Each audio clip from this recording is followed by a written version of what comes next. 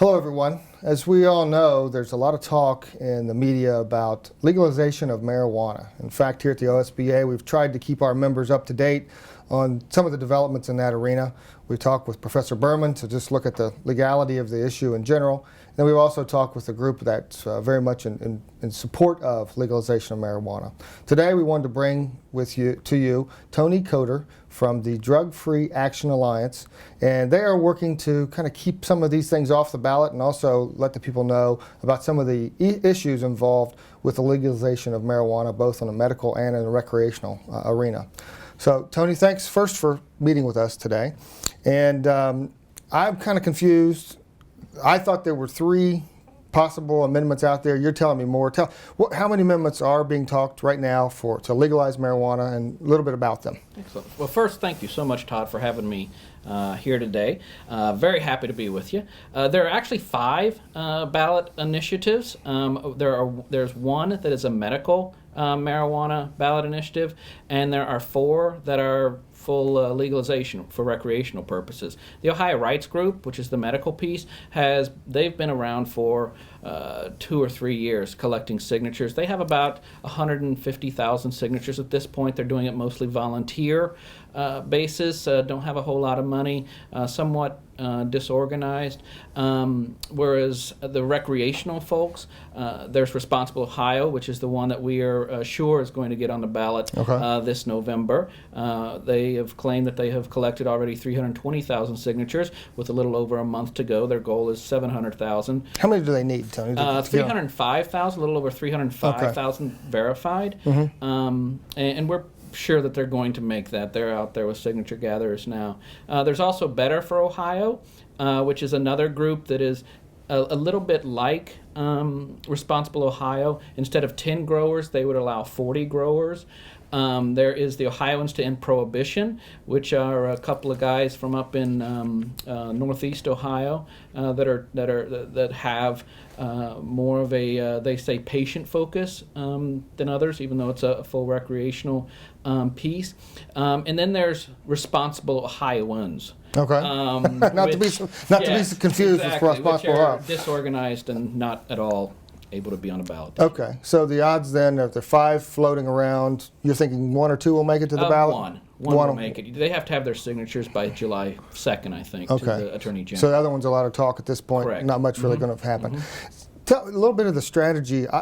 2015 general election as opposed to 2016, I would have assumed that the folks that were pro-legalization would be focused on 16, thinking that would be a better year because of higher voter turnout, and historically it brings out the Democratic voters more than in the off-year elections. Any thought of the philosophy there? Well, from what we have been hearing from people, TV time's a lot cheaper. You know, we're understanding that they're going to spend somewhere around $7.5 million between August and October on TV advertising only. The other piece is because it is such a low voter turnout, I think they're counting on people to come out for this cause. People will come out sometimes for causes if it's something they really believe in, and that's what I think they're really going to focus on.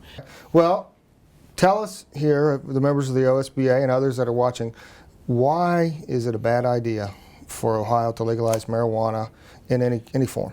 Well, I think that the issue is not so much about legalizing marijuana. I think there do need to be some kind of policy corrections to marijuana, to any kind of drug policy. I mean, something you're doing for 30 years is just, there has to be tweaks. There have to be things that we account for. The problem we have with Responsible Ohio is that they are basically setting up a monopoly within the Ohio Constitution, which you and your members know is a lot harder to get changed than going through the General Assembly. So the issue really for us is how they're doing it. Also, we'll talk about medical in a little bit, and quite frankly, I think there are some components of the marijuana plant that have medicinal uses. They can be used for that. It's just, in my years as a voter, we have never ever voted on a medicine We've never voted on an antihistamine. We've never voted on any kind of beta blockers or anything like that. It's always done through science. So that's basically what our issues are. Okay, so in essence, the Drug-Free Action Alliance is not so much per se against marijuana use, especially in the medical arena. It's just don't put it in the Constitution. Let the legislature deal with this? Or? We think that it would be a lot better through the legislature. We also, we do believe that there are some unintended harms that come with marijuana legalization, especially when it's illegal at the federal level, right. And in the 23 states where it's legal medicinally and recreationally.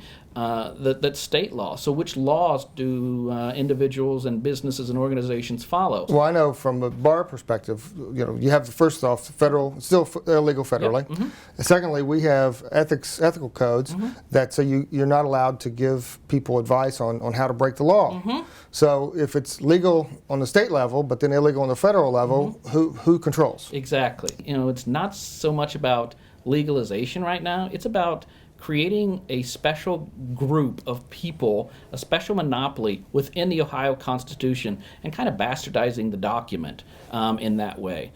Yeah, I always thought if I could get my own constitutional amendment, it's a good thing to have. Yes, you know? exactly. It's kind of a handy thing to do. I'm sure as the months go along, we'll be hearing more from your group and others as well. But just wanted to try to keep our members advised of what's happening, and we really appreciate you coming by to talk to us. Well, thank you so much. Thanks for having me. Okay.